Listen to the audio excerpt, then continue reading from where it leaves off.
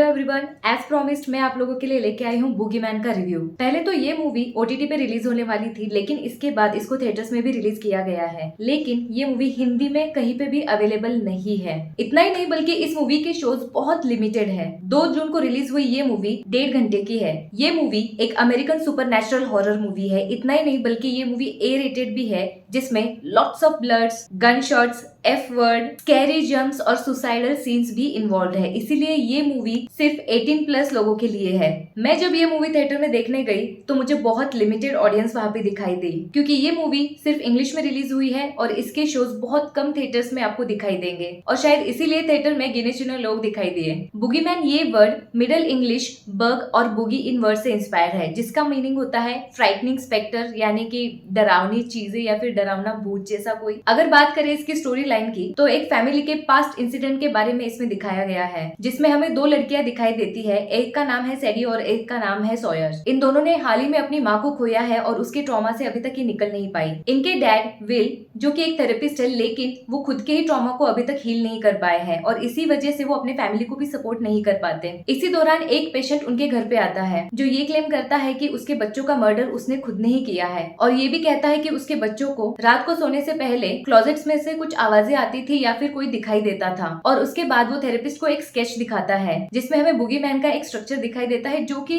Detail तो नहीं था लेकिन उससे हमें एक आइडिया आ जाती है कि वो दिखता कैसा है। लेकिन इसके बाद एक अजीब सी घटना घटती है और वो पेशेंट यानी कि लेस्टर उस थेरेपिस्ट की पत्नी के रूम में जाता है और उसके रूम में जाके उसके क्लोजेट में सुसाइड कर लेता है।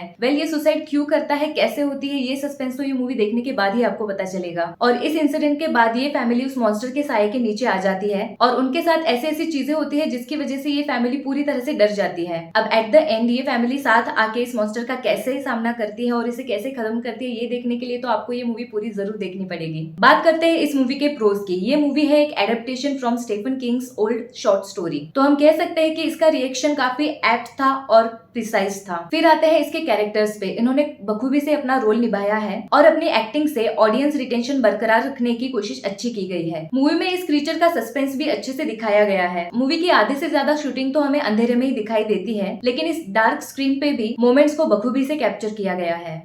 प्रोस की लिस्ट तो यही खत्म होती है। अब स्टार्ट करते हैं इसके कॉन्स के साथ। ये मूवी 1973 की शॉर्ट स्टोरी का रिक्रिएशन होने की वजह से इस टाइम में अच्छे से फिट नहीं हो पाई है और वैसे भी बॉब सेवेज की होस्ट मूवी देखने के बाद इस मूवी से लोगों की एक्सपेक्टेशंस ज्यादा थी। ये पूरी मूवी देखते समय आपको कुछ अनबिलीवेबल सीन्स भी दिखाई देंगे, जैसे कि प्लीज यार लाइट्स ऑन कर लो, दिन हो या रात हो हमेशा अंधेरा ही होता है। और जबकि पता है कि बूगीमैन सिर्फ अंधेरे में आता है, फिर भी इस मूवी के कैरेक्टर्स पता नहीं लाइट्स ऑन क्यों नहीं करते। जैसे जैसे ये मूवी आगे बढ़ती है, ये मूवी हॉरर नहीं बल्कि एक एक्शन क्रीचर मूवी लगने लगती है। मूवी की स्टोरी काफी प्रेडिक्टेबल है, हर सीन आप पहले ही प्रेडिक्ट कर लोगे, इसलिए इसमें एक टेंस्ड माहौल नहीं बन पाता। इसी के साथ इसकी लीनियंसी भी मिसिंग है। इसकी बैकग्राउंड स्टोरी भी इसमें दिखाई नहीं गई कि ये मॉन्स्टर कहाँ से आया है, क्यों आया है, इनके पीछे क्यों पड़ा है, और ना ही हम किसी कैरेक्टर से खुद को रिलेट कर पाते हैं। भले ये एडेप्टेशन था, भले ये 2023 है, लेकिन इस मूवी में स्कोप ऑफ न्यू आइडियाज था जो कि डायरेक्टर ने उसका यूज नहीं किया है। आई नो ये टाइम के हिसाब से क्लासिक स्टोरी थी,